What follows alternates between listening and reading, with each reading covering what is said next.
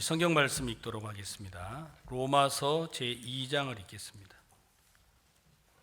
신약성경 로마서 제2장 말씀입니다. 17절 말씀부터 29절 말씀까지 읽겠습니다.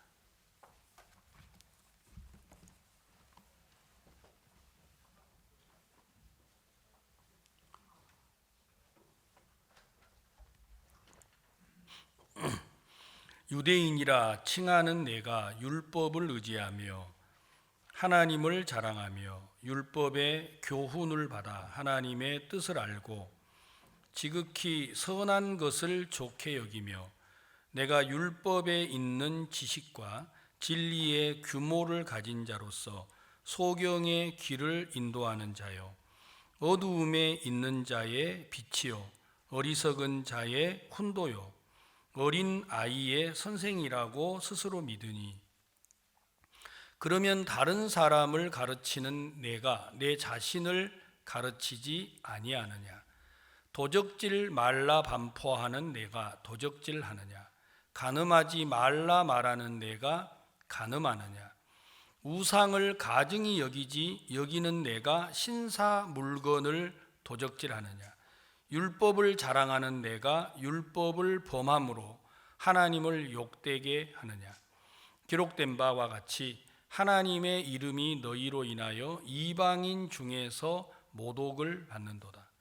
내가 율법을 행한즉 할례가 유익하나 만일 율법을 범한즉 내 할례가 무할례가 되었느니라. 그런즉 무할례자가 율법의 제도를 지키면 그 무할례를 할례와 같이 여길 것이 아니냐. 또한 본래 무할례자가 율법을 온전히 지키면 의문과 할례를 가지고 율법을 범하는 너를 판단치 아니하겠느냐. 대저 표면적 유대인이 아니요 표면적 육신의 할례가 아니니라.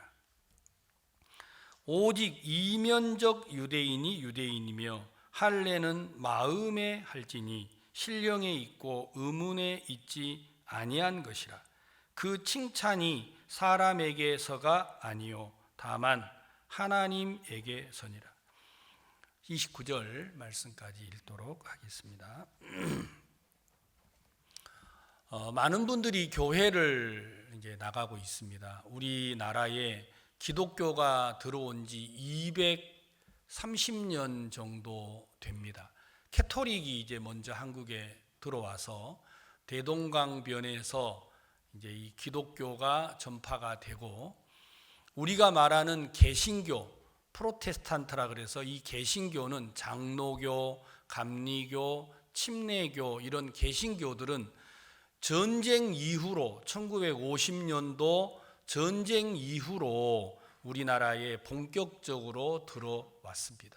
그래서 실제 우리나라의 기독교 역사는 많지가 않습니다. 그런데 이제 우리나라의 교회가 들어와서 대부분의 교회가 하나님의 말씀대로 살고자 하고 자기 자신을 들여서 하나님께 희생하고자 하는 아주 강한 종교심을 가진 민족이 한국 사람들입니다. 근데 이번에 제가 이스라엘을 처음 방문을 해서 깜짝 놀란 게 하나 있는데 한국 사람들을 이제 외국에서 와서 놀라는 게 있는데 그게 바로 뭐냐면 빨리빨리라는 단어예요. 뭐라고요? 예, 한국 사람에게만 있는 단어 중에 하나가 빨리빨리라는 단어가 있습니다. 그러니까 성질이 아주 급하지요. 그런데 이번에 이스라엘에 가니까 우리보다 더 빨리를 주장하는 나라가 이스라엘이더라고요. 제가 너무 놀랐어요. 그래서 우리나라도 이렇게 부산에 운전하시는 분들은 부산 운전이 막 이렇게 험하다고 하잖아요. 이스라엘을 가보니까 부산은 양반이더라고요. 왜냐하면 이게 이제 신호등이 있는데 빨간 신호등이 있다가 이제 그 파란 신호로 바뀔 때 중간에 노란불이 들어올 때가 있잖아요. 그 다음에 이제 파란 신호등으로 있다가 빨간 등으로 바뀔 때도 노란 신호가 들어오잖아요.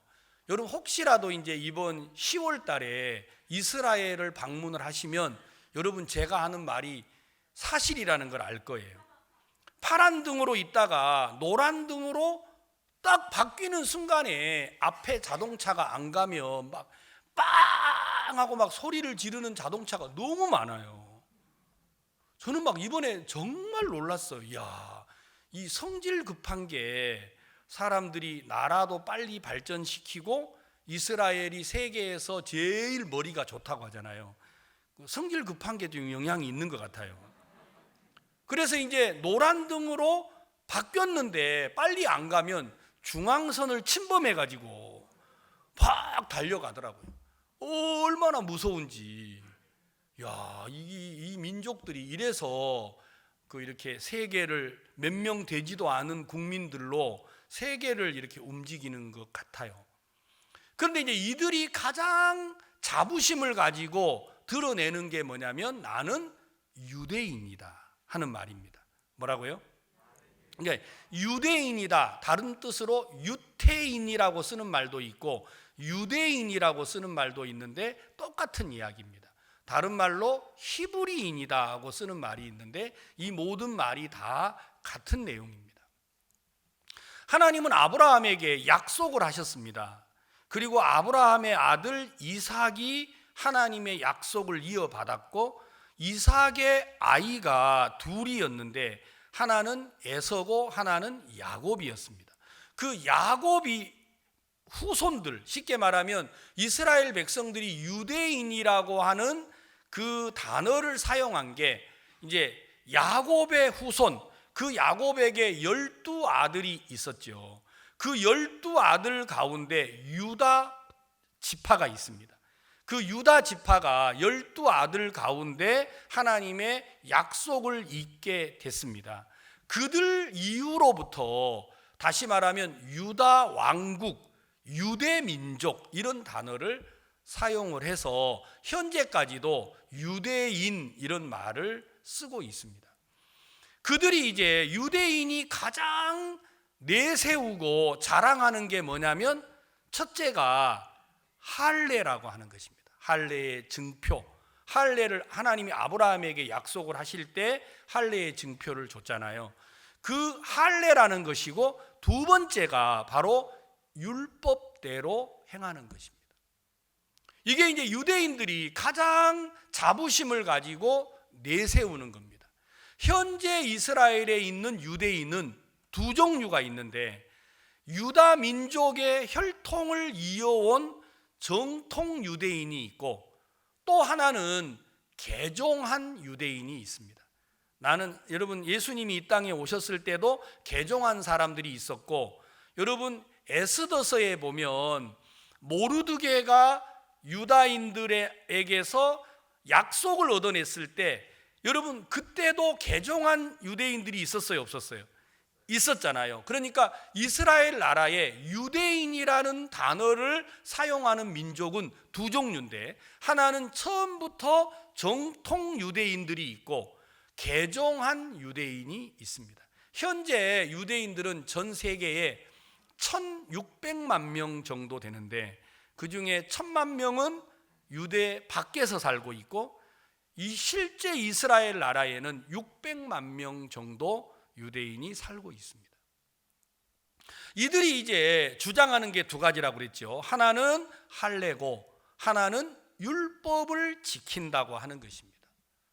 그래서 그들은 지금도 예수 그리스도가 유대 땅 베들레헴에 나셨는데 그 예수 그리스도는 메시아가 아니다. 메시아가 다시 올 텐데 감람산에 다시 오신다 이래 가지고 그들은 예수를 기다리고 있습니다. 그러나 성경의 실제 메시아는 유대 땅 베들레헴에 태어났던 우리가 믿는 십자가에 못 박혀 돌아가신 바로 그 예수 그리스도가 하나님이 보내신 참된 메시아가 맞습니다. 근데 아직도 유대인들은 그걸 믿지 아니하고 메시아를 기다리고 있습니다.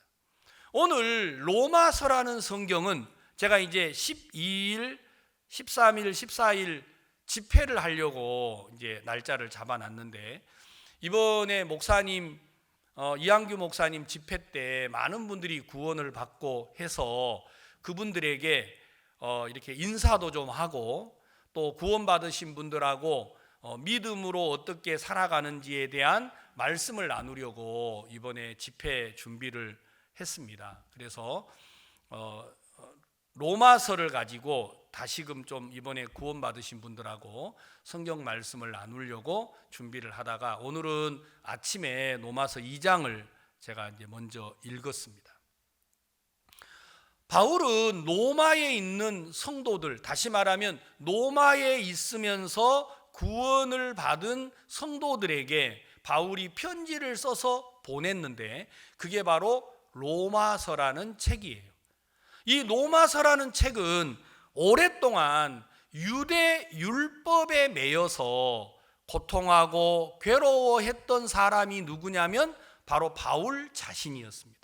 바울은 정통 유대인으로서 가말리엘 문화에서 율법의 도를 지나치게 믿었다 그랬어요. 어떻게 믿었다고요? 지나치게. 방금 우리 간증하신 한자매님은 다락방 성교회라는 데를 다녔다고 하시는데, 저는 다락방 성교회는 한 번도 안 가봤고, 저는 장로교를 지나치게 믿었어요. 장로교를 너무 지나치게 믿어가지고, 여러분, 저는요 교회를 다니면서 저에게 교회를 소개해 주셨던 분들이, 네가 주일 예배를 한번 빠지면 하늘나라 가는 사다리가 하나 빠진다고 하더라고요. 저는 그래서 키가 작아가지고 이거 하나 빠지면 다리가 짧아서 다시는 못 올라갈 것 같은 생각이 어려서부터 있었어요. 그래서 저는 주일을 빼먹어 본 적이 거의 없어요. 그래서 저는 어린 나이인데도 제가 친구를 만나가지고 어디 여행을 가봤다든지 술집에 가봤다든지 뭐 놀러를 갔다든지 이런 사진이 한 장도 없어요. 저는 친구도 없어요. 왜? 술도 안 마시고 담배도 안 피고 어려서부터 교회만 다녔기 때문에. 저는 일요일이 되면 율법에 5리 이상 걷지 말라고 돼 있잖아요. 저는 그래서 교회하고 내가 사는 집이 2km를 벗어나 본 적이 한 번도 없어요. 항상 그 교회 주변에다가 집을 얻고, 그 다음에 안식일은 불을 피우지 말라고 성경에 돼 있잖아요. 저는 안식일, 일요일 날 예배를 저는 따뜻한 밥을 먹어본 적이 없어요. 불 피우지 말라 그러니까. 늘 이렇게 식은 밥 먹고. 그렇게 해서 이제 교회를 다녔어요. 다니면 다녀도 제가 이렇게 내 안에서 올라오는 죄의 욕망을 이길 수가 없었어요. 그래서 이렇게 해서는 내가 이 말씀대로 살 수가 없겠구나. 그럼 어떻게 해야 할까? 내 삶을 하나님께 드려야겠다. 그래서 목사가 돼야겠다고 생각을 했습니다. 그래서 제가 1985년도에, 이런 얘기는 처음 여러분한테 하는 게 아닌가 싶기도 한데, 1985년도에 서울 그 방배동에 가면 총회신학교, 장로교회에서 제일 유명하다는 총회신학교가 있는데, 1985년도에 총회신학교에 입학을 해서 신학 공부를 이제 처음으로 배웠어요. 배워가지고 나는 왜 교회를 어려서부터 이렇게 교회만 다니는데 내 마음속에 죄가 해결이 안 될까? 신학교를 가서 제대로 신학을 배우면 죄가 해결될 거라고 믿었습니다. 그래서 이제 신학교 가가지고, 그때 85년도에 총회 신학교 강의를 누가 하셨느냐면, 여러분 그 지금은 그 이제 세상을 떠나신, 갑자기 이름이 생각이 안 나네요. 그 아주 한국 기독교의 아주 유명한 이제 목사님 한 분이, 예? 누구요? 한경직 목사님은 총회신학교 교수님이 아니세요. 그쪽은 아니고, 제가 갑자기 이름이 지금, 나중에 이름 생각나면 말씀해 드릴게요. 이제 그 교수님이 그 이제 이제 우리 말씀을 가르쳐 줬는데 아마 우리 자매님이 다니시던 그 교회 쪽은 아닌 것 같아요. 그런데 이분이 이제 우리 교수님으로 말씀을 가르치는데 방배동 청해신학교 가면 기도동산이라는 게 있습니다. 혹시 이 자리에 청해신학교 다니신 분들은 제가 하는 말이 사실인 걸 알 거예요. 그 교회 이제 언덕 위에 기도동산이 있는데 거기에 가서 이제 많은 분들이 가서 이제 기도하고 신학생들이 하나님을 찾고 부르짖는 그런 동산이 있어요. 거기 가가지고 제가 이제 공부를 하고 교수님께 어떻게 하면 내 마음의 죄가 사라질 수가 있습니까? 나는 교회를 이렇게 오래 다녔는데 왜 내 속에서 일어나는 이 죄의 욕망은 끝이 없습니까? 어떻게 하면 이걸 벗을 수 있습니까? 하고 제가 질문을 내렸어요. 그때 우리나라의 최고 유명하다라고 하는 그 총회신학교 교수님이 내게 하는 말이 회개하라는 말이었어요. 제가 그 말을 듣고 총회신학교를 그만뒀어요. 내가 지금껏 놀지도 못하고 친구들하고 즐거운 추억도 없고 어디 가가지고 술도 한번 못 먹어보고 내가 이렇게 교회만 다녔는데 내가 회개해서 죄가 사해진다고 하면 지금까지 한 회개로도 부족하다면 앞으로 얼마나 더 회개를 해야 내 죄가 사라질까? 나는 하나님이 택한 민족이 아닌가 보다. 제가 이런 결론을 내렸어요. 그리고 이제 청해신학교를 그 자퇴서를 내고 그만두고 제가 이제 울산에 내려와서 데모를 하기로 마음을 먹었어요. 왜냐하면 나는 하나님이 이미 버린 사람이니까 이제 하늘나라는 못 갈 것 같고 그럴 바에는 죽자 이런 생각이 들었어요. 그래서 이제 제가 죽음을 선택을 하고 그냥 약을 먹어볼까 하고 생각을 해본 적도 있었어요. 농약 있잖아요. 우리 집에서는 주로 이제 뭐 농약 먹고 죽으신 그 시골에는 어른들이 있었어요. 그래서 농약을 먹어볼까 하고 생각을 했는데 한날 제가 그 이제 교회 다닐 때 전도를 많이 하잖아요. 전도를 하러 나갔는데 중환자실에 가니까 막 한 분이 고함을 치더라고요. 살려주세요 하는데 물어보니까 남편하고 아내하고 둘이서 싸워가지고 둘 다 약을 먹었는데 남편은 죽고 아내는 이제 막 살아가지고 위세척을 하는데 이제 막 고함치는 소리였어요. 그래서 제가 생각에 야, 이 약 잘못 먹으면 저 아주머니처럼 고생만 생으로 하고 이거 막 닦아내고 이러면 못 죽는구나. 그래서 이제 약 먹는 건 포기하고 제가 이제 자동차를 타고 막 가다가 호수나 이런 데 뛰어들면 잘 죽을 것 같아요. 근데 제가 생각을 해봤어요. 제가 태어나기를 섬에서 나가지고 저는 물속에 들어가면 어떻게 해서라도 나올 것 같아요. 사람이 이제 급하면 수영을 해서.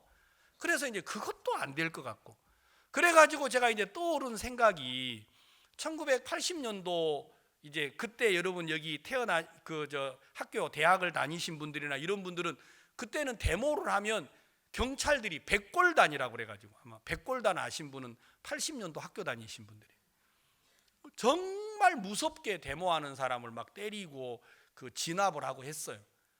그래서 생각한데 저 사람들이 쏘는 저 총에 내가 그 취릿한 총에 맞아가지고 죽으면 우리 어머니 아버지가 자식이 죽고 국가에서 보상금이 나와서 그러면 좀 이 가난도 벗고 행복해 하지 않을까. 우리 나중에 제 어머니한테 이 얘기했더니 막 욕을 하더라고요. 자식 죽고 번 돈으로 먹고 사는 부모가 어디에 있느냐고 이런 썩어 죽을 놈 하면서 막 욕을 하더라고요. 근데 그때는 그런 생각이 있었어요. 그래가지고 이제 죽으려고 제가 1987년도부터 86년도부터 데모를 했어요. 데모를 해가지고 1986년도에 그 뭡니까 노태우 대통령이 6.29 선언이라는 걸 합니다. 민주화 선언을 하는데 그때 데모를 정말 목숨 걸고 많이 했습니다. 근데 제가 지금도 멀쩡하잖아요. 다친 데도 없고. 그러니까 막 데모한다고 뛰어다녔는데 제가 못 죽었어요. 그러다가 이제 막 데모해도 안 되지, 자살도 못하지, 이거 어쩌면 좋나 하다가 늘 저희 어머니가 술 드시고 그 이렇게 속 썩이는 아버지를 볼 때마다 하늘도 무심하지 벼락이 왜 저기 안 내리냐, 이렇게 기도하고 삼신할머니한테 공드리는 걸 제가 봤거든요. 벼락이 내려서 우리 아버지를 확 태워버리라고요. 그래서 제가 이제 그 생각이 나서, 야, 하나님을 내가 욕보이고 하나님을 저주하면 하나님이 하늘에서 불을 내리면 뭐 이거 고생할 것도 없고 고민할 것도 없잖아요. 확 태워버리면 금방 죽어버리니까. 그래서 그때부터 막 하나님을 저주하고 욕하고 혼자 막 침 뱉고, 그래서 우리 친구들이 야, 저아가 너무 더운 날 너무 열심히 데모하더니 정신이 돌았다 이래가지고 제가 또 미친놈 취급도 받았어요. 그래가지고 하나님을 원망하고 해도 달라지는 게 없더라고요. 너무 고통스러웠어요. 그런데 제가 어느 날 길을 걸어가고 있는데 어떤 아가씨가, 잘 내가 가고 있는데 갑자기 지나가다가 날 보러 아저씨 예수 믿어요? 너무너무 막 그 말이 미운 거예요. 왜냐하면 지금 우리 성경은 이렇게 노란 게 돼 있지만 옛날은 빨간 거 있잖아요. 빨간 성경 가지고 다녀보셨죠? 빨간 성경 들고 다녔는데 내가 노래책을 들고 가나?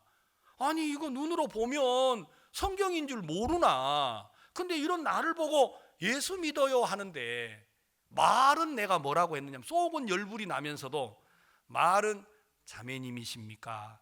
내가 이랬다니까요. 그러니까 이분이 뭐 들은 채도 안 하고 죄 없어요 그러는데, 나를 전도한 이분이 지금 우리 교회 사모님이에요. 눈이 얼마나 큰지 막 진짜 탁 뒤통수를 때리면 나올 것 같아. 막 눈이 동그란 그 사모님이 죄 없어요 그러는데 속은 막 화가 나는데 내가 자매님이십니까 하고 다시 물으니까 대답을 안 하네요. 그래서 내가 그분에게 제 죄는 다 사해졌습니다 라고 답을 했어요. 그러니까 그러면 앞으로 죄 안 지어요 그러더라고요. 그래서 그 죄도 영원히 사했습니다 라고 답을 했어요. 그러니까 이분이 그냥 가버리는 거예요. 뭐 다짜고짜 말도 없고. 그래서 내가 불러 세웠어요. 자매님 이렇게 하고 가면 어떻게 해요? 처음 만난 사람한테 죄 있냐고, 앞으로 죄 지으면 어떻게 하냐고, 이렇게 하고 가면 어떻게 해요? 그래서 내가 이제 그 교회 목사님을 찾아가려고 그 어느 교회를 다니느냐고 물어봤어요. 왜냐하면 제가 울산에서 현대를 다니면서 거의 안 가본 교회가 거의 없어요. 그래서 이분이 다니는 교회가 어딘지를 물어봤는데 우리 회사 바로 앞에 있대요. 저는 본 적이 없었어요. 그래가지고 거기 교회가 있나? 그래서 우리 회사 정문 앞에 바로 마주 보이는 100m 앞에 우리 그 교회가 있더라고요. 그래서 주일날 거기를 찾아갔는데 우리 교회는 예배당이 3층에다가 성도들이 그때 당시 300명 모이는 큰 교회였고, 여기는 가니까 2층에 간판도 뭐 흐지부하고 붙어 있고 사람은 6명 있더라고요.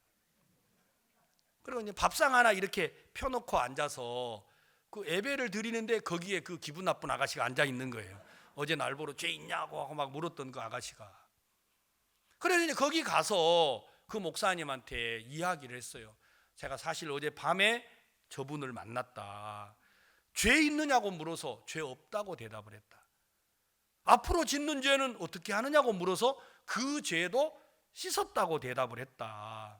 근데 돌아서서 집을 가는데 저 사람이 너무 미워서 내가 견딜 수가 없었다. 눈도 큰 게 처음 만난 나를 지가 얼마나 안다고 죄 있어? 앞으로 죄 지으면 어떡해요? 어떻게 이렇게 물어봐. 이런 식으로 전도를 하면 전도가 되나? 사람의 마음을 상하게 해서 전도하면 돼야 안 돼요? 저는 그렇게 배웠거든요. 사람의 마음을 상케 해서는 안 된다고. 근데 저분이 하는 이야기는 너무 나에게 큰 이렇게 생각을 하게 하고 미움을 내가 참을 수가 없다. 나는 구원을 받은 거냐 하고 물어봤어요. 그러니까 이 목사님이 있다가 구원을 받았다 안 받았다 이런 말을 안 하시는 거예요. 그 빙그레 웃더니 아니 그래 젊은 청년 교회를 다니는데 출애굽기 1장에 모세가 태어났는데 바로가 사내 아이를 전부 다 죽이라고 하더라. 왜 여자는 안 죽이고 남자만 죽이느냐? 혹시 그 뜻을 아느냐고 물어보는 거예요. 그래서 진짜 왜 남자만 죽였지? 제가 이런 생각을 하다가 답을 했어요. 남자는 그 예수님의 그림자가 아니냐고. 맞다고. 근데 왜 남자만 죽이느냐고. 여자는 왜 안 죽이느냐고. 자, 그걸 사실은 잘 모르겠더라고요. 그래서 그건 내가 잘 모릅니다. 그랬더니 여자는 교회의 그림자라고 하더라고요. 그래서 아무리 여자가 많아도 남자의 씨가 없으면 생명은 역사할 수가 있어요, 없어요? 없지요. 그래서 사탄이 남자 아이를 죽이는 거라고. 제가 그때 손바닥이 탁 쳐졌어요. 이야, 세상에 성경을 이렇게도 설명을 하나? 야, 그러네. 이 나라의 교회가 아무리 많아도 그 교회 안에 생명 대신 예수님이 없다면 교회가 많은 건 아무 의미가 없는 거구나. 예수님이 없다면 그 교회 안에 생명의 역사는 없는 거구나. 이게 사실이다. 이런 마음이 들었어요. 그래가지고 그때 그 목사님이 아마 절 보러 구원이 아니라고 했으면 도망가 버렸을 거예요. 근데 구원이다, 구원이 아니다 이런 말을 안 하시고 너무 내 마음의 말씀이 신기했어요. 그래서 목사님, 사실은 내가 여기 옆에 있는 교회를 나가고 있는데 저한테 성경을 좀 가르쳐 주실 수 있습니까? 가르쳐 줄 수 있다 그러더라고요. 그래서 제가 그 목사님하고 2달 동안을 일주일에 2번씩 교회에 가가지고 성경을 배웠어요. 그리고 2달 만에 하나님이 내 마음에 동이 서에서 먼 것 같이 내 죄를 멀리 옮겼다라는 그 시편의 말씀이 제 마음에 믿어지게 된 거예요. 그래서 제가 이제 구원을 받았어요. 구원을 받고 돌아서서 제가 생각을 해본 게 다른 게 아니라 내가 너무 오랫동안 말씀대로 사는 게 좋아 보였어요, 저는요. 물론 여러분 가운데 그럼 우리가 말씀대로 살지 않아야 되나요? 이렇게 말하면 여러분 정말 이단처럼 보일 수 있잖아요. 여러분, 성경은 우리에게 말씀대로 살아라고 말하셨어요. 그러나 그 말씀대로 사는 사람이 내가 아니고 바로 예수 그리스도라는 걸 우리가 알아야 합니다. 살인하지 말라, 간음하지 말라, 도적질하지 말라, 거짓 증거하지 말라, 그렇게 하실 수 있는 분이 여러분과 제가 아니고 그렇게 하실 수 있는 분은 누구밖에 없어요? 예수 그리스도밖에 없어요. 그래서 내가 곧 길이요 진리요 생명이니 나로 말미암지 않고는 아버지께로 올 자가 없다고 돼 있다라는 겁니다. 근데 많은 사람들은 말씀대로 사는 게 좋아 보이니까 자기의 노력과 수고와 열심으로 하나님 앞에 가는 길을 개척하려고 한다는 거예요. 그러니까 넘어지고 낙심하고 좌절하는 겁니다. 신앙은 우리가 일하는 게 아니고 우리를 대신하여서 일하실 예수 그리스도를 여러분과 내가 믿는 겁니다. 그러려면 우리에게서 의가 없고 선이 없고 내게는 악뿐이라는 사실을 하나님이 깨우쳐 주셔야 했습니다. 그래서 지혜로운 사람, 하나님께 복을 받는 사람은 말씀대로 잘 사는 사람이 아니라 내게는 선이 없다, 내게 의가 없다, 나는 하나님을 섬기지 못하는 사람이구나, 그래서 하나님이 나에게 예수 그리스도를 주셨구나, 이걸 깨닫는 게 바로 구원의 첫 발걸음이라는 겁니다. 그런데 로마에 있는 유대인들은 그렇지가 않았어요. 우리는 택한 민족이야, 우리는 할례를 몸에 가지고 있어, 우리는 율법을 받았어, 우리는 율법대로 살아야 돼, 이렇게 자부심을 가지고 살아온 사람들이 로마에 있는 유대인들이었어요. 바울은 그들에게 그게 아니라는 사실을 가르쳐주고 싶었습니다. 그래서 로마서 오늘 읽었던 2장 내용이 무슨 내용이냐면 2장 17절에 유대인이라 칭하는 내가 율법을 의지하며 하나님을 자랑하며 율법의 교훈을 받아 하나님의 뜻을 알고 지극히 선한 것을 좋게 여기며 내가 율법에 있는 지식과 진리의 규모를 가진 자로서 소경의 길을 인도하는 자요 어두움에 있는 자의 빛이요 어리석은 자의 훈도요 어린아이의 선생이라고 스스로 믿으니 그러면 다른 사람을 가르치는 내가 내 자신을 가르치지 아니하느냐 도적질 말라 반포하는 내가 도적질하느냐. 자, 율법을 가지고 정말 가르쳐야 될 사람은 누구예요? 타인이 아니고 자기 자신이라는 겁니다.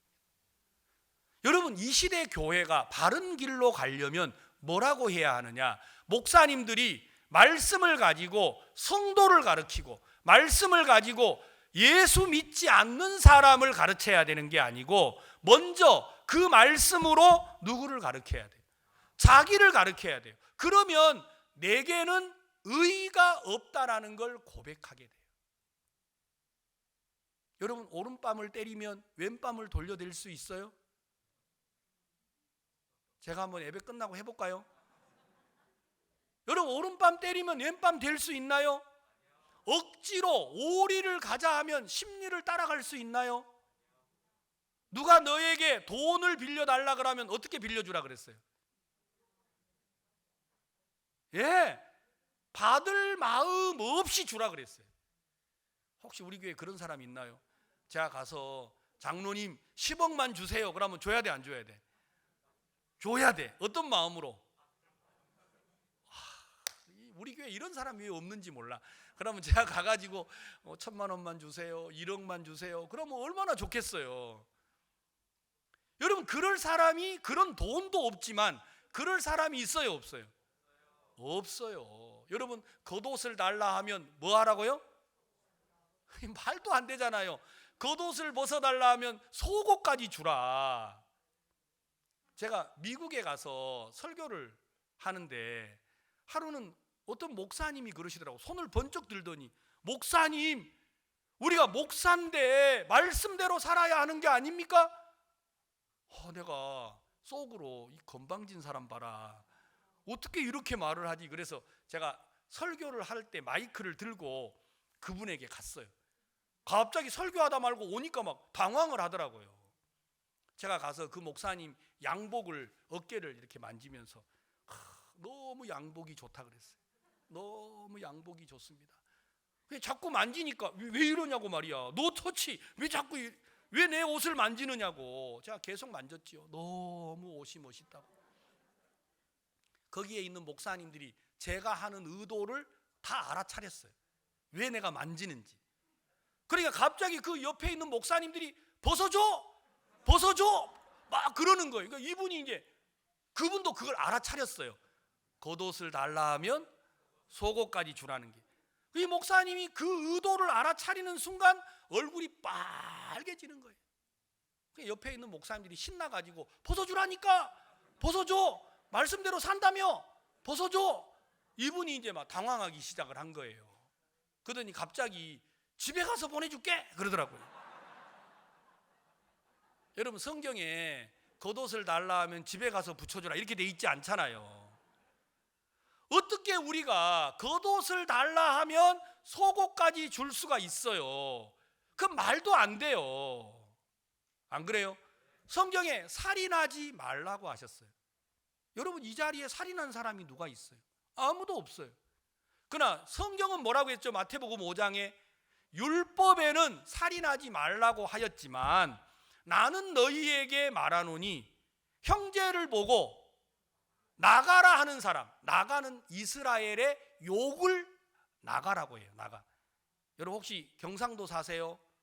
무서워요. 이 동네 사람들은요. 경상도 사람들 욕하는 거 보면요, 진짜 막 이 문둥이 막 갈아 마신다고 그러고, 막 사람을 어떻게 주스해서 먹어요. 자기가 하는 말이 얼마나 무서운 말인 줄을 몰라요. 저는 고향이 전라도예요. 우리 어머니 욕 잘해요. 지금 아마 하늘나라 가서 이 얘기 들으면 너 또 내 얘기 하나 이러실 텐데, 우리 어머니는 막 욕을 얼마나 무섭게 하는지 막 쇠가 10,000발이나 빠질 놈 같으니, 여러분 전라도 사투리로 혓바닥을 쇠라고 그래. 쇠. 이게 10,000발 빠지면 어떻게 돼요? 이게 막 생각하면 너무 무서운 말을 너무 쉽게 하시는 거예요. 한국 사람들 욕 잘해요, 안 해요? 그게 살인이래요, 살인. 그러니까 나가라 하는 자는 공회에 잡히게 되고, 성경에요, 여러분 형제를 보고 미련한 놈이라 하는 자는 어디 간다 그랬어요? 지옥 불에. 미련하다. 야 이 바보야, 야 이 멍청아. 여러분 너무 잘하는 거죠. 여러분 아내에게, 자식들에게 이런 말 많이 했어요, 안 했어요? 여러분요 살인자예요, 살인자. 칼을 들고 창을 들고 돌을 들고 죽이는 것만 살인이 아니라 하나님은 우리 마음이 바로 살인자라고 말한 거예요. 성경에 간음하지 말라 그랬어요. 우리는 육체를 범하는 게 간음이라고 생각합니다. 근데 하나님은 뭐라고 하셨죠? 여자를 보고 음욕을 품는 자, 아우 저 여자 너무 예쁘다, 너무 사랑스럽다, 사귀어보고 싶다, 이게 간음이라는 거예요. 여러분 남자들 눈에 예쁜 여자가 보여요, 안 보여요? 너무 그렇게 장로가 큰 소리 하면 안 돼요. 그 자매님이 듣고 있는데 보일지라도 좀 적게 말을 해야 돼. 왜냐하면 아내들이 너무 화가 나잖아요. 아니 그래 보인다고 해도 그렇게 큰 소리 하면 어떡해, 이럴 수 있는데, 여러분 여자들의 눈에도 멋있는 남자가 보여요, 안 보여요? 우리나라 옛날 어른들 말에 남의 손에 있는 떡이 어떻게 보여요? 사람들은 몰라요. 우리 남편도 좀 저 집 남편 같았으면 그 집 아내한테 가서 물어봐요. 절대로 소개해 줄 만한 사람이 아니라고 할 거예요.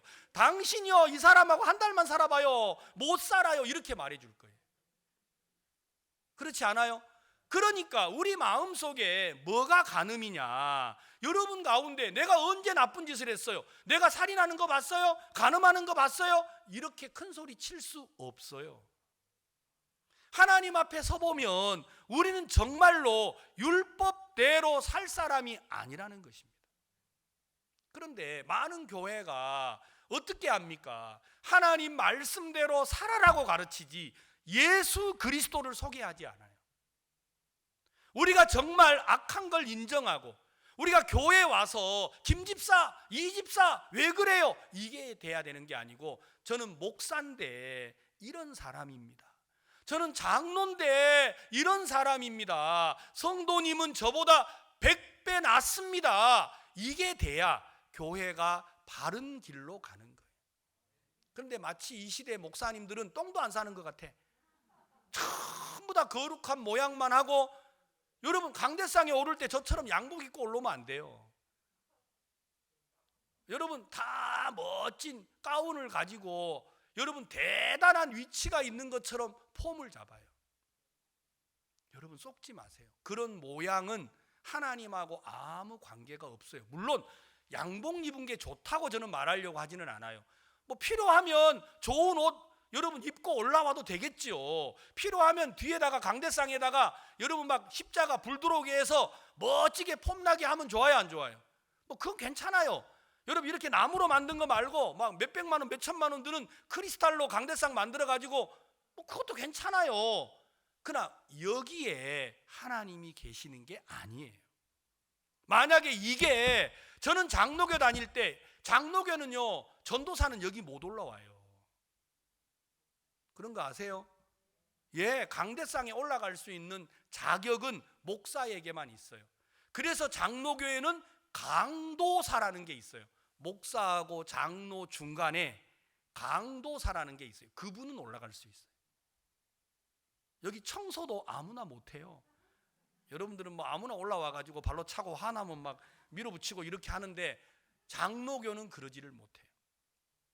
왜? 여기가 거룩한 제단이라고 배워놨기 때문에. 만약에 여기가 거룩한 제단이면 여기 우리 동네 술집은 금방 망해야 돼요. 막 불타가지고 죽든지. 절대 그렇지 않아요. 여기는 예배를 드리기 위해서 필요한 장소, 다시 말하면 예배당, 이게 맞는 말이에요. 아시겠습니까? 예배당이고 교회는 뭐냐면 구원함을 받은 성도들이 2명 이상이 모이는 모임을 보고 교회, 쉽게 말하면 교인들이 모였다. 그래서 그걸 교회라고 말을 하는 겁니다. 성경은 우리에게 정확한 걸 소개하고 있는데 유대인들은 그렇지 않았어요. 그들이 무엇을 주장했느냐? 우리는 택한 민족이다. 우리는 할례의 약속이 있다. 우리는 율법대로 사는 민족이라는 걸 자랑을 하기 시작을 했어요. 그러니까 바울이 그들에게 뭐라고 말을 했느냐면, 왜 너희들은 율법을 가지고 남을 가르치고 너를 가르치지 않느냐? 바울이 이렇게 말한 거예요. 자, 21절. 그러면 다른 사람을 가르치는 내가 내 자신을 가르치지 아니하느냐? 도적질 말라 반포하는 내가 도적질 하느냐? 이 말은 뭐냐면, 여러분이 도적질 왜 했어? 이렇게 말하려면 여러분은 도적질 하면 돼야 안 돼요? 안 된단 말입니다. 왜 너 화를 내? 왜 너 짜증내? 그러면 여러분들은 짜증 내면 돼야 안 돼요? 내가 짜증을 내면서 남들에게 짜증 낸다고 말하면 그건 위선이라는 거예요. 위선. 이해 갑니까? 여러분들이 왜 당신 성경 안 봐? 왜 기도 안 해? 여러분, 기도를 어떻게 하라 그랬어요? 쉬지 말고 하라 그러지. 쉬지 말고 기도하려고 그러면 밥 먹으면 돼야 안 돼요? 밥도 먹지 말아야 되고 잠도 자지 말아야 되고, 그래 쉬지 않고 하는 거잖아요. 내가 그렇게 하면서 남들에게는 왜 기도 안 해요? 이렇게 말하면 그게 위선이라는 거예요. 그러니까 우리가 말씀을 가지고 나를 가르치면, 여러분, 가르칠 사람이 자기밖에 없어요. 남은 가르칠 게 아무것도 없어. 왜? 내가 그 말씀대로 살지를 못하니까요. 근데 유대인들은 그렇게 안 했다라는 겁니다. 자신은 도적질을 하고 간음하고 그러면서, 여러분, 유대인이라는 그 외형적인 모양을 가지고 내가 율법을 들고 있으니까, 내가 할례를 행했으니까 사람들은 자기들이 괜찮은 사람이라고 생각하고 가르치게 됐다라는 겁니다. 바울은 그걸 보고 지적을 한 거예요. 너 유대인이면서 왜 유대인답게 살지를 않느냐? 22절. 간음하지 말라 말하는 내가 간음하느냐? 우상을 가증히 여기는 내가 신사 물건을 도적질하느냐? 율법을 자랑하는 내가 율법을 범함으로 하나님을 욕되게 하느냐? 기록된 바와 같이 하나님의 이름이 너희로 인하여 이방인 중에서 모독을 받는도다. 내가 율법을 행한즉 할례가 유익하나 만일 율법을 범한즉 내 할례가 무할례가 되었느니라. 그러니까 할례라는 말은 남자들의 몸에다가 흔적을 가지는 것인데, 그러니까 할례를 행했다라는 말은 하나님이 아브라함에게 약속의 증표로 할례를 행하게 했습니다. 자, 그러면 할례를 행했으면 하나님의 약속이 있는 건데, 약속을 가지고 율법을 범하면 무슨 의미가 있냐라는 거예요. 그렇죠? 할례를 안 한만 똑같은 거예요. 할례를 행하면 말씀대로 약속을 가지고 있으면 하나님의 말씀을 지켜야 되는데, 말씀은 못 지키면서 할례의 흔적만 가지고 있어요. 그러면 너는 무할례, 할례를 하지 않은 사람하고 똑같다라는 거예요. 만약에 여러분들이 교회에 와서 내가 장로라 그러고 말씀대로 살지 않으면 차라리 장로 아닌 거와 똑같잖아요. 그렇죠? 집사라고 하면서 내가 말씀대로 안 살고 마음에 죄가 있으면 집사 아닌 거나 똑같지요. 교회를 나가면서 여전히 목사라고 하고 장로라고 하고 집사라고 하면서 마음에 죄가 있다면 예수 안 믿는 사람하고 똑같다라는 거예요. 그런데도 우리는 교회 가서 장로님도 죄인, 목사님도 죄인, 그러니까 교회에 나와 있는 사람들 모두가 다 예수님이 우리를 영원히 온전케 하셨습니다, 우리를 의롭게 하셨습니다 해놓고 다 같이 기도합시다. 그러면 주여 죄인입니다, 주여 삼창을 해가면서 그렇게 기도했던 게 제 자신이었어요. 그러니까 이게 뭐가 말이 앞뒤가 안 맞는 거예요. 유대인들이 유대인이라고 하면서 할례를 행했는데 율법은 범하는 거예요. 그러니까 바울이 그걸 지적을 한 거예요. 네 유대인이니까 좋다, 네가 할례를 가졌으니까 좋다, 그런데 네가 왜 도적질하냐, 그런데 왜 네가 간음하냐, 그러면 약속이 없는 이방인하고 너하고 다를 바가 뭐 있냐. 그러면서 하는 말이 여러분 24절에 기록된 바와 같이 하나님의 이름이 너희로 인하여 이방인 중에서 모독을 받는도다. 내가 율법을 행한즉 할례가 유익하나 만일 율법을 범한즉 내 할례가 무할례가 되었느니라. 그런즉 무할례자가 율법의 제도를 지키면 그 무할례를 할례와 같이 여길 것이 아니냐. 또한 본래 무할례자가 율법을 온전히 지키면 의문과 할례를 가지고 율법을 범하는 너를 판단치 아니하겠느냐. 그렇죠. 여러분 율법과 할례를 가지고 말씀대로 안 살면 이방인들이 우리를 판단할까요, 안 할까요? 하잖아요. 우리 주변에 사람들이 그러잖아요. 너나 똑바로 하라고요. 어머니 예수 믿으세요. 그럼 뭐라 그래요? 니나 똑바로 살아라. 너를 보니까 예수 믿을 마음이 없다 이거예요. 여러분 남편들한테 여보 우리 같이 교회 갑시다. 아이들한테 야 아들아 우리 같이 교회 가자 그러면 엄마나 잘하세요. 그럼 어때요? 그럼 전도가 안 돼요. 그러니까 우리가 그 아이들에게 너 똑바로 살아라고 가르쳐야 되는 게 아니고 엄마가 바르지 못한 걸 고백하고 예수 그리스도로 말미암아 얻은 의의를 말할 때 여러분의 아이들도 남편들도 모자라고 부족한 자기 자신을 그리스도 앞에서 쉴 수가 있는 겁니다. 근데 많은 사람들이 특히나 목회자들이 돼서 성경을 가지고 자기를 가르치면 교회 앞에서 자신이 부족한 걸 드러내게 될 텐데 목사들은 부족한 얘기를 못해요. 왜? 목사라는 위치가 흔들릴까 봐. 그러나 절대 그렇지 않습니다. 바울은 그래서 유대인들에게 외치기 시작을 한 겁니다. 네가 할례와 율법을 가지고 하나님을 범하고 율법을 범하면 무할례자들이 너를 향하여서 판단을 하지 않겠냐. 그러면서 28절에 대저 표면적 유대인이 아니요 표면적 육신의 할례가 아니니라. 오직 이면적 유대인이며 할례는 마음에 할지니 신령에 있고 의문에 있지 아니한 것이라. 그 칭찬이 사람에게서가 아니요 다만 하나님에게서니라. 그렇죠. 참 유대인은 표면적 유대인이 아닙니다. 아시겠습니까? 마음에 하나님의 의가 있는 사람, 마음에 하나님을 믿는 믿음이 있어야 되는데 할례는 육체의 흔적을 가져야 되는 게 아니고 마음의 흔적을 가져야 되는 겁니다. 바울은 그래서 로마에 있는 유대인들에게 글을 써서 이렇게 편지를 썼어요. 3장 1절 그런즉 유대인의 나음이 무엇이며 할례의 유익이 무엇이냐. 범사에 많으니 첫째는 저희가 하나님의 말씀을 맡았습니다. 그러니까 유대인이라는 것보다도 할례라는 것도 중요하고 유대인이라는 것도 중요하지만 더욱 중요한 건 유대인들에게 하나님이 뭘 주었어요? 따라해 보세요. 말씀. 말씀을 주셨다. 가장 중요한 게 말씀이에요. 자, 그러면 유대인들이 무엇을 따라 믿어야 돼요?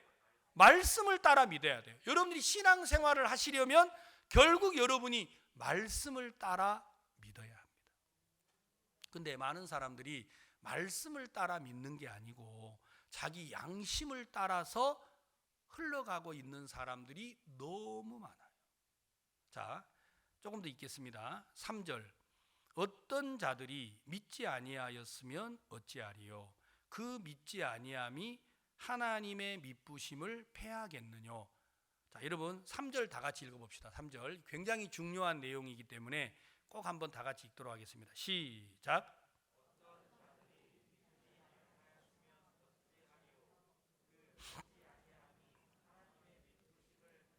자, 이 자막을 좀 띄워놔 보세요. 이게 여러분 앞에 보시면 우리나라 말은 굉장히 조금 이해하는데 그 시간이 좀 필요해요. 어떤 사람이 믿지 아니하였으면 어찌하리요 그 믿지 아니함이 하나님의 미쁘심을 패하겠느뇨 이렇게 적혀 있잖아요. 이 말은 원래 무슨 뜻이냐면 어떤 사람이 믿지 않아도 하나님은 미쁘시다 이런 말이에요. 이 말이요. 그러니까 무슨 내용이냐면 어떤 자가 믿지 않았어요. 그 사람이 만약에 저라고 해보세요. 내가 하나님을 안 믿어요. 그러면 하나님이 나를 기뻐하실까요? 안 하실까요? 여러분 생각은 뭐냐면요, 내가 하나님을 안 믿으면 하나님이 안 기뻐한다고 여러분들은 믿고 있어요. 그게 여러분이 가지고 있는 윤리예요, 윤리. 내가 잘 믿어야 하나님이 기뻐하실 것 같고, 내가 잘 못 믿으면 하나님이 안 기뻐할 거라고 여러분들은 생각해 왔어요. 그게 여러분들이 가지고 있는 윤리와 도덕이에요. 말씀은 그렇지가 않아요. 말씀은 지우지 말라니까. 말씀은 뭐라고 했느냐면 어떤 사람이 믿지 않았어요. 그 믿지 아니함이 하나님의 미쁘심을 패하겠느냐? 그렇지 않다라는 거예요. 자, 이제 우리 방금 간증하신 한희수 자매님이 오랫동안 16년, 7년을 진리를 찾아서 막 다녔는데 사랑하는 아들한테 이야기를 하니까 엄마 나 교회 안 가고 싶어요. 왜 우리가 이렇게 열심히 했는데 지금까지 의의를 못 찾았고 진리를 못 찾았는데 얼마나 더요. 그만하고 싶어요. 아이도 그랬다라는 거죠. 근데 복음을 듣고 나서 이게 진리구나 하는 마음이 들었다고 간증을 하셨잖아요. 자, 이게 이제 무슨 내용이냐면 우리는 생각을 할 때 내가 말씀대로 살아야 하나님이 기뻐하리라고 생각을 했습니다. 그런데 우리가 태어날 때 어떻게 태어났어요? 의인으로 태어났나요? 죄인으로 태어났나요? 죄인으로. 죄인은 말씀대로 살 수가 있어요, 없어요? 그러니까 우리는 말이 안 맞는 일을 하고 있는 거예요. 죄인이라고 하면서 말씀대로 살고 싶어요. 반대로 이야기, 죄인은 말씀대로 살 수 있나요? 물어보면 또 여러분은 아니라고 말을 해요. 그러면서 죄인이 말씀대로 살고 싶다라는 거예요. 그러니까 이게 이해가 안 가는 행동을 계속하는 거예요. 왜? 성경을 잘 믿지 않고 있기 때문에. 성경은 이걸 바울은 로마에 있는 유대인들에게 가르쳐 줬어요. 어떤 사람이 믿지 않았다, 그 믿지 아니함이 하나님의 미쁘심을 패할 수 없다. 왜? 하나님은 여러분이 죄인 된 걸 이미 알았어요, 몰랐어요? 아셨어요. 하나님은 아셨어요. 하나님은 아담과 하와가 하나님의 말씀을 어기고 선악을 알게 하는 나무 열매를 먹었어요. 그렇죠? 하나님은 그들에게 벌을 줘서 두루 도는 화영검으로 생명나무를 지키고 그들을 에덴에서 쫓아냈지요. 쫓아내고 버렸나요? 아닙니다. 그들에게 가죽옷을 입혀서 그들의 부끄러움을 제해 주시고 하나님은 생명을 주셨단 말입니다. 똑같아요. 여러분과 저에게 하나님은 말씀을 주신 게 맞아요. 율법을 줬단 말입니다. 율법을 지키면 기뻐할 거라고 사람들은 생각을 했어요. 그러나 하나님은 우리가 율법대로 살 수 없는 죄인이라는 걸 아셨어요. 근데 왜 율법을 줬나요? 그래도 말씀대로 살아라고요? 아닙니다. 이미 죄인인데 율법을 주신 이유가 뭐냐면 내가 율법대로 살 수가 없구나. 그래서 내게 예수님이 필요하구나 하고 여러분 자신에게서 예수님에게로 옮겨지기를 바란 거. 이걸 바로 회개라고 해요. 회개. 회개는 내게서 하나님에게로 돌이키는 거예요. 내게서 말씀으로, 내게서 예수님으로 돌아가는 게 회개입니다. 사람들은 말씀대로 살지 못하는 자신을 말씀대로 사는 자신으로 바꾸려고 해요. 이건 회개가 아니에요. 그건 아무리 바꿔도 도로와 미타불이라 이 말이야. 아무리 바꿔도 그 자리예요. 그러니까 말씀을 못 지키는 내가 열심히 노력하면 내일은 말씀대로 살 것 같은 착각에 빠져 있어요.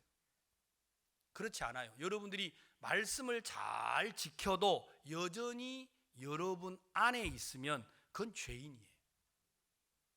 이 말 이해가시죠? 그래서 바울이 말했어요. 너희가 할례도 좋고 유대인도 좋은데 진짜 너희들에게 좋은 건 하나님의 말씀을 맡지 않았냐? 그 말씀에 뭐라고 되어 있냐?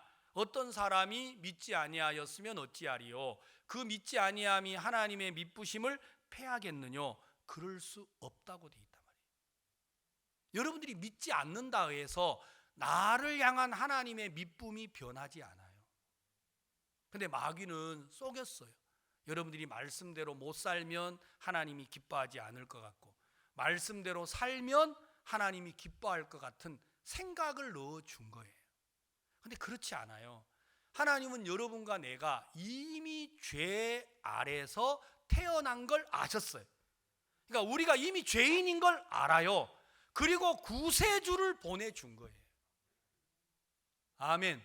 하나님의 관심과 기대는 우리에게 있지 아니하고 하나님의 기대와 관심은 누구에게 있어요? 오직 한 분, 예수 그리스도에게 있는 거예요. 따라해 보세요. 아멘. 정말이에요. 우리 성도들은 아멘에 너무 약해요. 그냥 마스크까지 껴가지고 아멘 하면 그 사람이 이상한 사람이 돼 있어요. 아멘. 예, 우리의 기대와 소망은 누구에게 있어요? 예수 그리스도에게 있어요. 절대로 우리 교회는 잘난 사람도 없고 못난 사람도 없어요. 대형 교회에 와서 환영 못 받을 사람은 아무도 없어요. 여기 와서 무시받는 사람은 어떤 사람이냐? 예수를 기대하지 않는 사람이에요. 그 사람은 무시받아도 돼요. 근데 내가 공부를 못했다, 나는 옷이 없다, 나는 연보를 못했다, 나는 배운 게 없다, 천만의 말씀요. 예수님 한 분이면 우리는 충분합니다. 아셨어요? 목사는요 공부 많이 안 해도 돼요. 목사까지 나서가지고 경제할 필요가 뭐가 있어요? 목사는 경제, 정치, 문화 아무것도 몰라도 돼요. 목사는 예수님만 잘 말하면 돼요. 그게 안 되니까 목사들이 나는 하버드를 나왔네, 뭐 어디 뭐 신학교, 목사가 뭐 그거 나올 필요 뭐 있어요? 예수님이 하버드 나왔나? 그런 것도 아닌데 자랑할 게 없으니까 결국은 눈에 보이는 세상 지식을 자랑하고 교회를 끌고 가려고 한다라는 겁니다. 사람들이 외형적으로 보기 좋아서 갈 수는 있지만 그 안에 진리를 나타내지는 못하는 거예요. 자, 5절. 그러나 우리 불의가 하나님의 의를 드러나게 하면 무슨 말 하리요? 내가 사람의 말하는 대로 말하노니 진노를 내리시는 하나님이 불의하시냐? 잘 보십시오. 그러나 우리 불의가 하나님의 뭘 드러나게 해요? 자, 우리가 지금까지 배운 대로라면 우리 불의가 하나님의 진노를 드러나게 한다 해야 말이 맞잖아요. 근데 성경은 뭐라고 돼 있어요? 우리 불의가. 자, 그러면 여러분들이 지금까지 말씀대로 잘 못 산 게 잘한 거예요, 못한 거예요? 성경대로라면 잘한 거예요. 근데 이렇게 말하면요 완전 상이단이 돼요. 성경에는 그렇게 적혀 있는데 성경대로 말하면 이단이 돼요. 성경하고 다르게 우리가 불의하게 살면 하나님이 기뻐하지 않습니다 이러면 어때요? 맞는 말이에요. 그건 박수를 쳐주고 우리 불의가 하나님의 의를 드러나게 합니다 그러면은 뭐요? 우리가 불의하게 사는 게 하나님께 더 좋은 거란 말이요? 이단들이구만 이거. 이렇게 되는 거예요. 그러니까 성경대로 하면 이단이 되고 성경을 뒤바꿔서 말하면 진리처럼 보이는 거예요. 여러분 성경에 보세요. 그러나 우리 불의가 하나님의 의를 드러나게 하면 무슨 말 하리요? 여러분 책에 이렇게 안 적혀 있으면 믿지 마세요. 그러나 여러분 책에 이렇게 적혀 있으면 여러분 생각에 좀 말이 안 맞아도 들어야 돼요. 왜? 성경 말씀이니까. 더 놀라운 게 있어요. 7절 보세요. 7절. 여러분이 한번 읽어보실래요? 7절 읽으면 아마 깜짝 놀라실 거예요. 시작. 그러나 나의 거짓말로 하나님의 참되심이 더 풍성하여 그의 영광이 되었으면 어찌 나도 죄인처럼 심판을 받을. 얼마나 무서운 말이에요. 나의 거짓말로 하나님의 참되심이 더 풍성하여 그의 영광이 됐다. 자, 그럼 여러분 거짓말 할 때마다 하나님께 뭐가 된 거예요? 그럼 뭐예요? 뭐 거짓말을 많이 하라는 거예요? 이게 어떻게 된 거예요 이게? 그러니까 성경대로 말하면 완전 상이단이 된다니까요. 하나님은 여러분들이 거짓말 하셨어요, 안 하셨어요? 교회 와서 절대 진실한 사람처럼 말하지 마세요. 여러분 거짓말 한 거 다 알고 있어요. 그게 너 그래서 하나님이 너를 못 도와줘 이런 게 아니고 네가 그 거짓말 한 것이 바로 하나님께 영광이 됐대요. 왜냐? 사람은 거짓말 뿐이구나. 사람에게는 진리가 없구나. 참으로 진실하신 분은 예수 그리스도 한 분밖에 없구나. 하나님은 이걸 통해서 영광을 얻으신 거예요. 사람 가운데 거짓되지 않는 사람 아무도 없어요. 자, 그래서 로마서 3장 4절에 이렇게 썼잖아요. 그럴 수 없느니라. 사람은 다 거짓되되 오직 하나님은 참되시다 할지어다. 사람은 다 뭐하다고요? 여러분 절대로 집에 가서 이렇게 말하세요. 여보, 나는 거짓된 여자예요. 그러면 싸움이 안 돼요. 아들아, 엄마가 참 나쁜 엄마야. 그러면 애들이 갑자기 뭐라 그러겠어요? 엄마 어디 아파? 엄마 갑자기 왜 그래? 엄마 어디 아파? 우리 아이들이 대부분 그래요. 근데 우리는 전부 다 아이들에게 뭐라고 말을 해요? 야! 그렇게 살아가지고 되겠어? 때려쳐! 우리는 이런 게 우리 주로 하는 말이에요. 그렇잖아요? 교회 나오는 사람을 보고도 자매님! 그러려고 그러면 교회 오지 마세요! 이러니까 교회 오면은 잘해야 돼요, 안 해야 돼요? 그러니까 교회는요, 되도록이면 드러나면 안 돼요. 그래서 여러분들은 숨기고 가리고 감추고 이런 데 도사가 됐어요. 하나님은요 그런 거 원치 않아요. 이미 네 중심을 보고 계신 분이 누군데요? 하나님이신데. 하나님 우리 다 알아요. 하나님 저는 거짓된 것밖에 없습니다. 그래 그래서 내가 내 아들 예수를 줬잖아. 하나님 이렇게 말하신다는 거예요. 근데 여러분들이 자꾸 착한 채를 하니까 하나님이 여러분들을 어떻게 해요? 여러분도 그렇잖아요. 여러분 앞에 와가지고 잘난 채 하는 사람 보여요, 안 보여요? 자꾸 여러분 앞에 와서 잘난 채 하고 있는 채 하고 그러면 미워요, 안 미워요? 아이고 진짜 그런 사람을 보고 밉상이라고 그래요. 밉상. 하나님 앞에서도 마찬가지. 의가 한이 없으시고 거룩이 한이 없으시고 천사가 자기 발을 가리면서 거룩하다 거룩하다 하신 그 하나님 앞에서 내가 말씀대로 살았다고 말하면 벌 받아요. 하나님 나는 악분입니다. 하나님 나는 더러운 인간입니다. 아니야. 그래서 내가 내 아들 예수를 보냈잖아. 아멘. 우리는 예수님 한 분으로 족한 거예요. 아시겠어요? 그래서 우리 교회를 오시는 어떤 분이라도 무시받거나 천대받거나 업신여길 사람은 아무도 없습니다. 다만 여러분이 교회 안에서 책망을 받고 권고를 들어야 할 일이 있다면 더럽고 추한 자기를 여전히 믿고 예수를 의지하지 않는 그 사람이 권고를 받는 거예요. 여러분 자신 때문에 절대로 매이지 마십시오. 하나님은 우리를 아셨어요. 우리가 이미 거짓된 걸 말입니다. 그런데 그 사실을 알지 못하는 사람들이 하나님 앞에 와가지고 늘 말합니다. 선한 선생님이여, 내가 무엇을 하여야 영생을 얻으리까? 말도 안 되는 이야기잖아요. 내가 뭘 해서 영생을 얻긴? 영생은 누구로 말미암아야 되는데? 예수님으로 말미암아야 되는. 근데 이 시대에 많은 사람들이 오늘도 주일이라고 교회 가서 뭐라고 해요? 하나님 아버지, 제가 어떻게 하면 하나님의 뜻대로 살겠습니까? 내가 어떻게 하면 복음을 전하겠습니까? 다 그러고 있지. 하나님, 저는 복음을 사랑하지 않습니다. 저는 하나님께 합당한 사람이 아닙니다. 그래서 하나님, 제가 오늘 주님을 의지합니다. 이게 우리에게 가장 큰 소망이라는 거예요. 사람들이 이 사실을 모르니까 계속해서 유대인들이 어디에 매여 있느냐? 율법의 행위에 매여 있고 할례에 매여 있는 거예요. 거기에서 바울은 벗겨주고 싶었어요. 그래서 그들에게 율법의 너 할례의 유익이 뭐냐? 율법을 네가 맡았는데 그게 너에게 무슨 유익이 있냐? 정말 너에게 유익한 건 네가 말씀을 맡은 게 아니냐. 그러면서 바울은 그 말씀을 가지고 유대인들에게 말했습니다. 어떤 사람이 믿지 아니하였으면 어찌하리요? 그 믿지 아니함이 하나님의 미쁘심을 패하겠느뇨? 그럴 수 없느니라.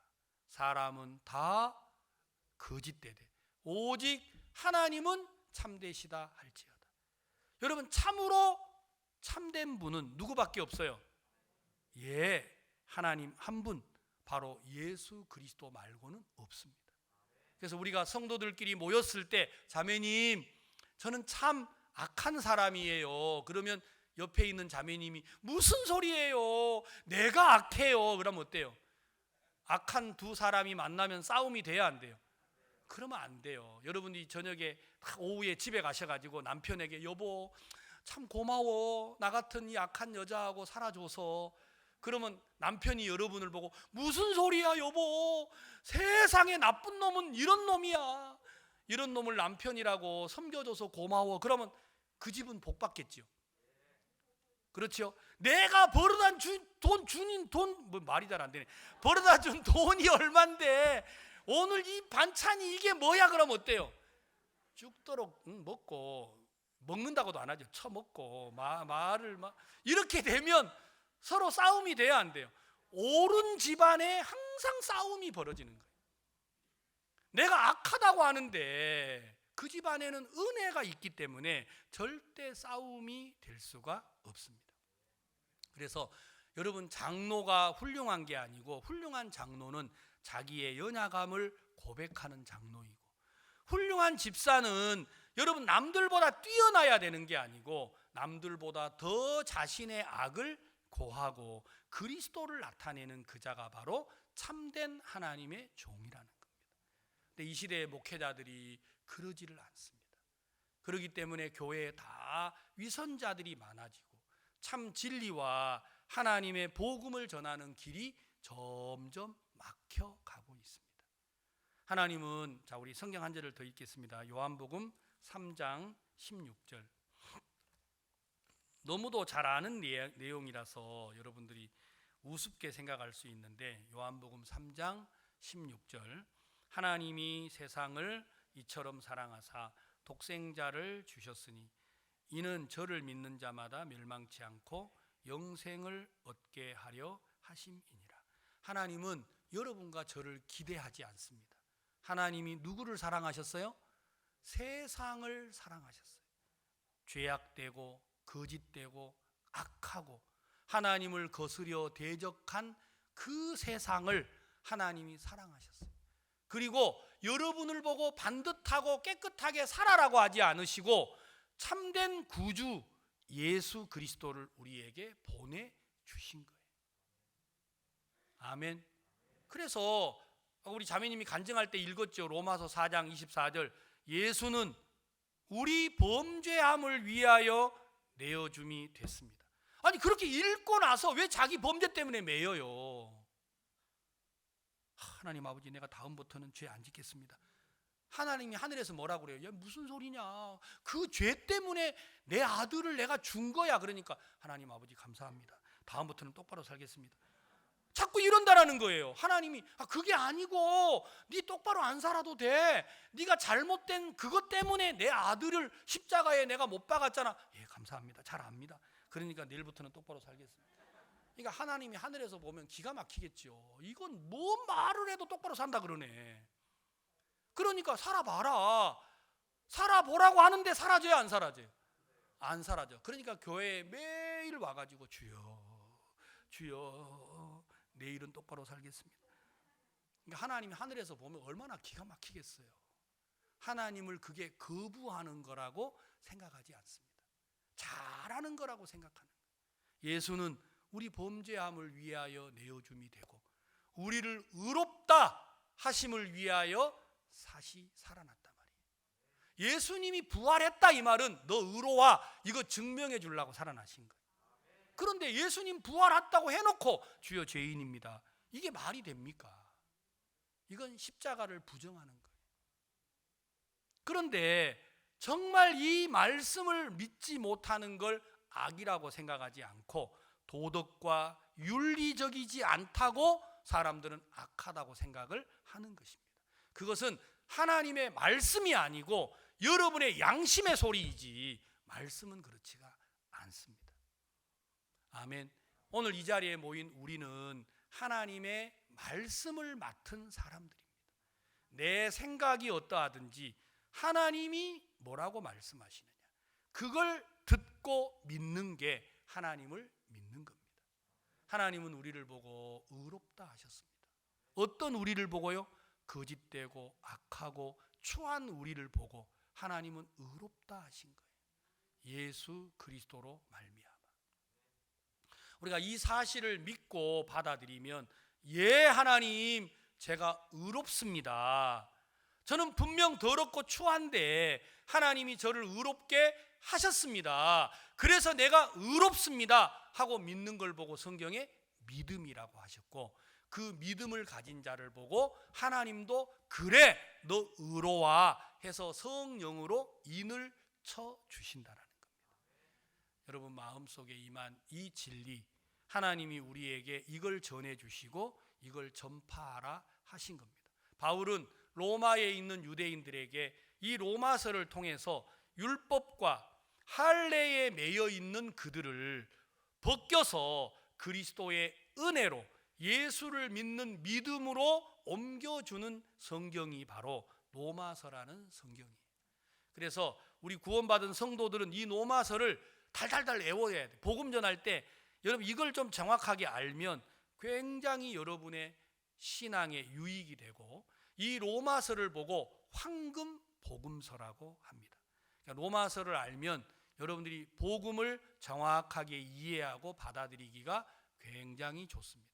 그래서 이번 우리가 12일, 13일, 14일, 4일 동안 집회를 할 텐데 그때는 로마서 우리가 3장, 4장 이렇게 계속하면서 로마서 공부를 좀 여러분들에게 해드리려고 합니다.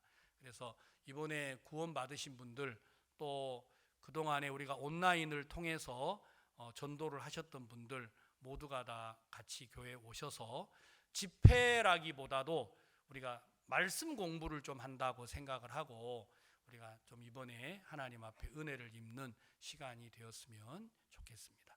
오늘 말씀은 여기까지 드리겠습니다. 기도하겠습니다.